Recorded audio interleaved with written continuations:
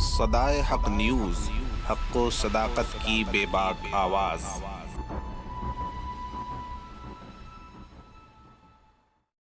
अस्सलाम वालेकुम वरहमतुल्लाहि वबरकातुहू। मेरा नाम खतीजा है और मैं 2-3 महीने पहले मेरा भी कन्वर्जन हुआ है। मेरा जो प्रीवियस नेम था वो विरनपाल कौर था।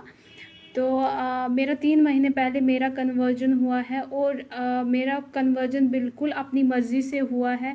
बिल्कुल किसी के दबाव में आके नहीं हुआ है, बिल्कुल अपनी मर्ज़ी से हुआ है। मैं खुद विलिंग थी और मैं मतलब सिख कम्युनिटी काफ़ी 3-4 दिन से काफ़ी रूड हो रही हैं। इस वजह से मैंने वीडियो बनाया, क्योंकि वो खाली यही कह रहे हैं कि गन पॉइंट्स पे कन्वर्जन्स हुए हैं और कहीं ना कहीं मैंने देखा मेरा नाम भी आया हुआ था। इस वजह से मैंने वीडियो बनाया। तो मैं सबको बताती चलूँ कि कोई भी लड़का चाहे कुछ भी हो जाए, शादी के मामले में किसी को फोर्स नहीं कर सकता है। तो मैंने भी अपनी विलिंग से मैं अब खुद विलिंग थी, मैंने अपना कन्वर्जन करवाया, मैंने शादी की मैंने।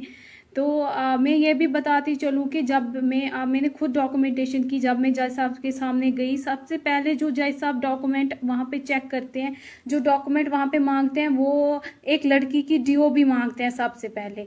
तो मुझे नहीं लगता है कि कोई ऐसा मतलब कोर्ट होगा या कोई ऐसा जज होगा कि वो माइनर लड़की की शादी करवा देंगे, या कोई ऐसा मौलाना होगा जो छोटी लड़की का कन्वर्जिंग करवा देंगे। ऐसा कोई मसला नहीं है।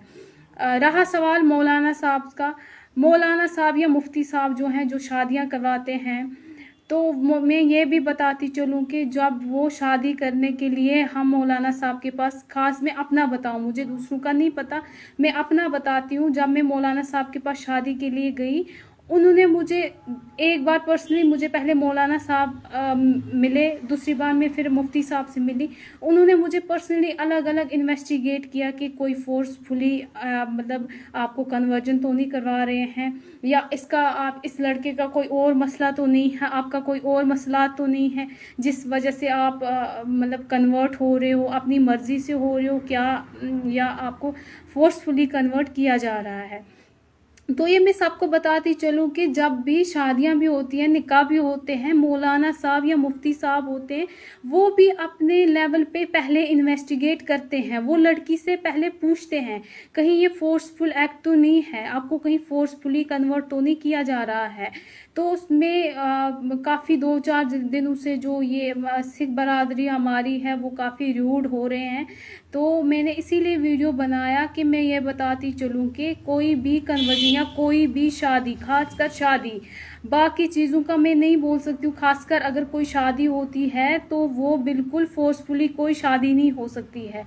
तो गन पॉइंट पे लव जिहाद का तो कोई मसला ही नहीं है। इन्होंने कोई, मैं सबसे अपील करती हूँ कि प्लीज़ फॉर गॉड सेक इस मसले को पॉलिटिकल इशू ना बनाएं। पॉलिटिकल इशू बनाने की कोई ज़रूरत नहीं है। ब्रदरहुड को तोड़ने की कोशिश की जा रही है कश्मीर में। तो ये जो आपसी बरादरी है, सिख बरादरी या मुस्लिम्स की आपस में जो बरादरी है, उसको तोड़ने की कोशिश की जा रही है। मैं अपने ससुराल में खुश हूँ, मैं अच्छे से रह रही हूँ। मैं लगभग 2-2.5 महीने से अपने ससुराल में रह रही हूँ। मैं बहुत खुश हूँ, अच्छे से रह रही हूँ और ऐसा कोई मसला नहीं है मेरे साथ। मैंने खुद अपना कन्वर्जन खुद अपनी मर्ज़ी से किया था और मैं एक बालिग लड़की हूँ, मेरे अपने फंडामेंटल राइट्स हैं। मैंने अपने फंडामेंटल राइट्स को यूज़ किया। मैंने अपनी मर्ज़ी से शादी की, जो मुझे फंडामेंटल राइट है मेरा। मैंने अपनी मर्ज़ी से रिलीजन को चुना, जो मेरा फंडामेंटल राइट है, जो मुझे फंडामेंटल राइट है, कॉन्स्टिट्यूशन ने दिया है मुझे वो फंडामेंटल राइट कि मैं अपनी मर्ज़ी से शादी कर सकती हूँ, मैं अपनी मर्ज़ी से रिलीजन चूज़ कर सकती हूँ। तो इसमें कोई भी ज़बरदस्ती नहीं है, कोई किसी किस्म की ज़बरदस्ती नहीं है, कोई कुछ नहीं है। तो मैं आखिर में यही बोलना चाहती हूँ कि मेहरबानी करके आप इस चीज़ को पॉलिटिकल इशू ना बनाएं, कोई भाईचारे को तोड़ने की कोशिश ना करें। ऐसा कोई मसला है, किसी लड़की को कभी भी फोर्सफुली कोई कन्वर्ट नहीं कर सकता है। और आजकल की जो जनरेशन है, खासकर आजकल की जनरेशन को कोई भी कन्वर्ट नहीं कर सकता है फोर्सफुली, ये हम सब अच्छे से भली भांति जानते हैं। तो मैं सबसे यही अपील करती हूँ कि मेहरबानी करके पॉलिटिकल इशू ना बनाएं। तो मेरा भी कन्वर्जन जो है वो बिल्कुल मेरी मर्ज़ी से हुआ है, मैं खुद अपनी मर्ज़ी से। और ये भी मैं बोलूँ कि मेरे जो कन्वर्जन हुआ है 70% जो मैं कन्वर्जन को अपने को रीज़न दे रही हूँ वो है कि मैं इस्लाम से मुतासिर थी, मैंने कन्वर्जन किया। 30% ही मैं लव की ओर जा रही हूँ। तो इस वजह से मेरे मामले में कोई ये नहीं बोल सकता है कि फोर्सफुली कन्वर्जन हुआ है या और कोई चीज़। मैं इसीलिए मैंने ये वीडियो बनाया कि मैं आप सबको बोल सकूं, मैं सबको दिखा सकूं कि यार मेरा कोई कन्वर्जन नहीं है, मतलब फोर्सफुली, और ना ही मुझे किसी ने गन पॉइंट पे रखा है जैसे आप सब बोल रहे थे गन पॉइंट पे रखा है ये वो। ऐसा कोई मसला नहीं है मेरे साथ। Thank you. कि आप लोग देख रहे हैं 2-3 दिन से एक वीडियो वायरल हो रहा है जिसमें सिख कम्युनिटी कह रही है कि हमारी 2 बच्चियां दनमीत और मनमीत मिसिंग हैं, जिसमें मनमीत को तो ये वो बोल रहे हैं कि उन्होंने मनमीत को रिकवर कर लिया है और दनमीत जो है दनमीत स्टिल मिसिंग है। अभी भी दनमीत को हमें दिया जाए। और उनकी जो स्टेटमेंट हुई है वो गन पॉइंट पे हुई है, बल्कि ऐसा कुछ भी नहीं है। दनमीत मैं हूँ, मेरा मसला आज का नहीं है। मैं 2012 में कन्वर्टेड हुई हूँ। 2014 में मेरे निकाह हुए हैं मेरे बैचमेट मुजफ्फर के साथ, जो मेरी और उसकी रजामंदी से हुए हैं। उसके बाद 6 जून 2021 में अपने घर से निकली। मैंने अपने घर में कॉल भी किया कि मैं अपनी मर्जी से निकली हूँ, मुझे ढूंढना नहीं। और विद इन 2 घंटे में पुलिस ने मुझे लोकेट कर दिया और सदर पुलिस स्टेशन बागात ले आए, जिसमें ऑलरेडी पूरी सिख कम्युनिटी और मेरी फैमिली वहां पर थी। उसके बाद एसएचओ ने मेरा स्टेटमेंट लिया, जो मेरा स्टेटमेंट सिर्फ ऑरल ले रहा था। मैंने उसको ये बोला आप मेरा स्टेटमेंट रिटन कीजिए, आप जो मैं बोल रही हूँ आप रिटन कीजिए। मैं उनको ये बता रही थी 2012 में मैं कन्वर्टेड हुई हूँ, 2014 में मेरे निकाह हुए हैं, मेरे डॉक्यूमेंट्स हाई कोर्ट के हैं, आप एक बार डॉक्यूमेंट्स चेक कीजिए मेरे। और इतना सब कुछ सुन के भी लड़के को लॉकअप में डाला गया था, उसके ऊपर एक्ट्स और चार्जेस लगा दिए गए थे। मैं उनको बार बार बोल रही थी कि मेरा 2012 में कन्वर्टेड हूँ मैं 29 ईयर ओल्ड गर्ल हूँ। मैं एक छोटी बच्ची आपने पकड़ के नहीं लाई कि आप मुझे मेरी फैमिली की ओर हैंड ओवर कर रहे हो। वो उन्होंने मेरी फैमिली को बिना कोई मेरी स्टेटमेंट रिटन किए हुए मेरी फैमिली को मुझे दे दिया। मैं बार बार उनसे ये कह रही थी कि प्लीज आप मेरे डॉक्यूमेंट्स देखिए। उन्होंने मेरे डॉक्यूमेंट्स चेक भी किए, स्टिल उन्होंने मेरी फैमिली को मुझे हैंड ओवर कर दिया। और उसके बाद ही नेक्स्ट डे 7 को मेरी फैमिली मुझे यहाँ से जम्मू ले गई। और जम्मू जाते ही क्या हुआ, जम्मू जाते ही वो लोग मुझे पंजाब ले गए। पंजाब में मेरे को अलग अलग फेडरेशंस मिलने आ रहे थे, वो मेरे को ब्रेन वॉश कर रहे थे। वो वहां पर मेरे को ये समझा रहे थे कि आप जो स्टेटमेंट है वो अगेंस्ट देना, लड़के के फेवर में नहीं देना। मैं वहां पर भी सबको यही बोल रही थी कि लड़के ने मेरे को कोई किडनैप नहीं किया है, मैं अपनी मर्जी से आई हुई हूँ। हमारे पास हाई कोर्ट के डॉक्यूमेंट्स है, आप वो देख सकते हो।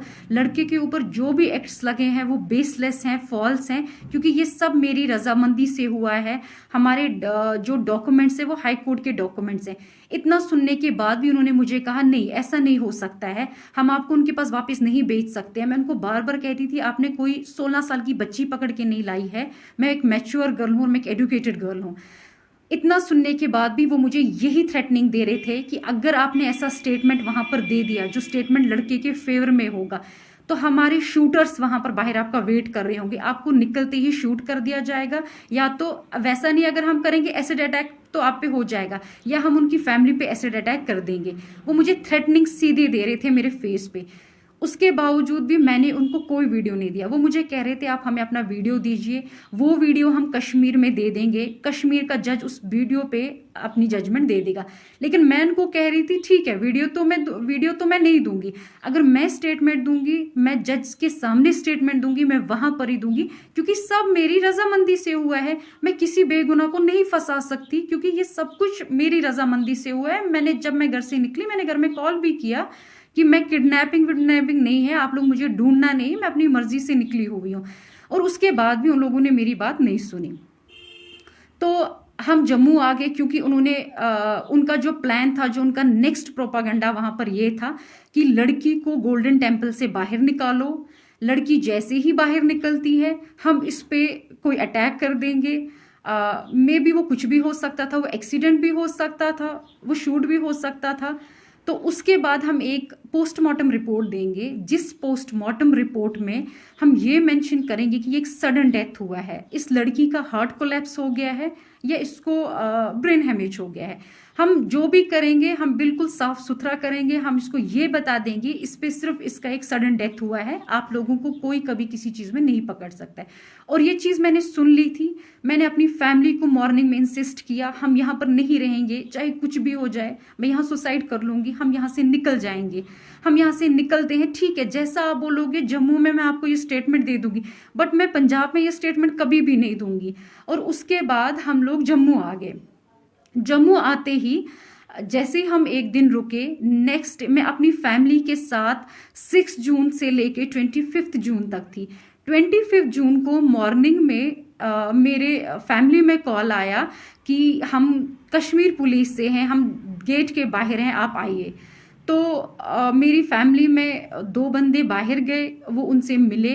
वहाँ पर जम्मू जानीपुर की पुलिस भी थी, ये नहीं था कि वहाँ पर खाली कश्मीर पुलिस थी, वहाँ हमारे घर के साथ ही एक पुलिस स्टेशन है, उनकी पुलिस भी वहाँ पर थी। उसके बाद वो मेरे रूम में आए, उन्होंने मुझे बोला मैडम चलिए, हमारे पास हाई कोर्ट के ऑर्डर्स हैं। वो ऑर्डर हमने देखे और सीधे पहले मुझे जानीपुर पुलिस स्टेशन में ले गए।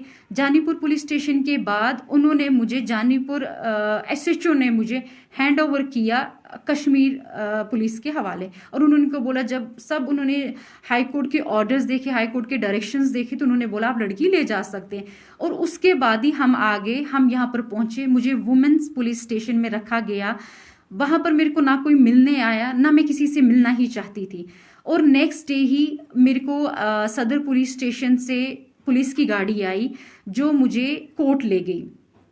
और आप सब एजुकेटेड हैं, मैं खुद भी एजुकेटेड हूं, आपको पता है कोर्ट में कोई किसी को गन पॉइंट पे कभी उसकी स्टेटमेंट नहीं ले सकता। अगर ऐसी चीजें होने लगी फिर कोर्ट पे भी तो कभी हम यकीन नहीं कर सकते हैं ना, क्योंकि ये सब तो आपको पता ही है, कोर्ट पे कोई किसी को गन पॉइंट पे नहीं रख सकता है। और मेरे को जैसे जम्मू में लाया गया, मैं तो किसी से भी नहीं मिली, मेरे को तो वुमेन्स पुलिस स्टेशन में रखा गया। उसके बाद ही सुबह स्क्वाड आई, किसी को नहीं पता था कि मेरी हेयरिंग है, क्योंकि मेरी हेयरिंग ऑलरेडी 3 बार डिले हो गई थी, क्योंकि तीनों बार 6 से लेके 25 तक हम आउट ऑफ स्टेशन थे, हम जम्मू, हम पंजाब में थे। मेरी जो हेयरिंग है वो मिस होती गई। हाई कोर्ट के डायरेक्शन से मुझे यहाँ पर बुलाया गया, मुझे कोर्ट तक पहुंचाया गया। कोर्ट में जज साहिबा के सामने मैंने अपनी स्टेटमेंट दी, जिसमें मैंने उनको ये बताया है कि ये सब मेरी रजामंदी से हुआ है। मैं 2012 में कन्वर्टेड हूँ, 2014 में मेरे निकाह हुए हैं मेरे बैचमेट के साथ। उसके ऊपर जितने भी एक्ट्स एलिगेशंस हैं वो बेसलेस हैं, वो फॉल्स हैं। और उन्होंने मेरी स्टेटमेंट सारी रिटर्न रिकॉर्ड कर दी। तो आप सब भी ये जानते हैं कि अगर जज के सामने भी कोई किसी को गन पॉइंट पे रख सकता है तो हम तो किसी पे यकीन नहीं कर सकते हैं। आप सब तो जानते ही हैं ना, सबके फैमिली मेंबर्स किसी का कोई कोर्ट में होगा, सब इसमें जानते हैं कि जज के सामने ये चीजें नहीं हो सकती हैं। अगर ये चीज होनी होती है तो पहले ही हो गई होती, फिर तो ये मुझे आराम से यहाँ पर ला सकते थे अगर मेरी स्टेटमेंट ऐसी होनी होती। और जज के सामने ऐसा कुछ भी नहीं होता है, ये आप सब वेल नोइंग और वेल अवेयर हैं। और मैं एक एजुकेटेड गर्ल हूँ, मेरे को पता है मेरे राइट्स क्या हैं क्या नहीं है। सो प्लीज आप इसको एक रिलीजन का मसला मत बनाइए, एक पॉलिटिकल इशू मत बनाइए, एक मिनॉरिटी किस्सा मत बनाइए, क्योंकि जो चीज अपनी रजामंदी से होती है इसको मिनॉरिटी में मत लाइए। क्योंकि मैं अपनी मर्जी से कन्वर्टेड हुई हूँ। और प्लीज मैं सबसे ये बोल रही हूँ कि ये 2 दिन और 3 दिन का मसला नहीं है, 2012 का मसला है। मेरे डॉक्यूमेंट्स पूरी सिख कम्युनिटी के पास है इस टाइम पर।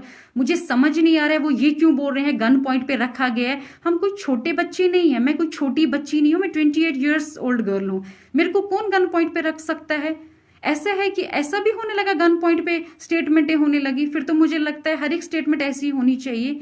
ऐसा कुछ भी नहीं है, मेरी हर स्टेटमेंट जो है वो मेरी रजामंदी से हुई है। मेरे को कोई दबाव किसी का नहीं था, किसी का भी। मेरे को इनफैक्ट अगर दबाव मुझे दिया गया वो मेरे को बाहर दिया गया कि अगर आप कश्मीर में आपने लड़के के फेवर में कोई भी स्टेटमेंट दी, हम आपको जिंदा नहीं रखेंगे, आप पे अटैक होने वाला है, उसकी फैमिली में होने वाला है, उसके ऊपर हो जाएगा। लड़के को हम कभी सेंट्रल जेल से नहीं निकलने देंगे। यहाँ पर तो वैसा मेरे को कोई थ्रेटनिंग नहीं था, मैंने तो फ्रीली अपनी सारी स्टेटमेंट यहाँ पर दी है।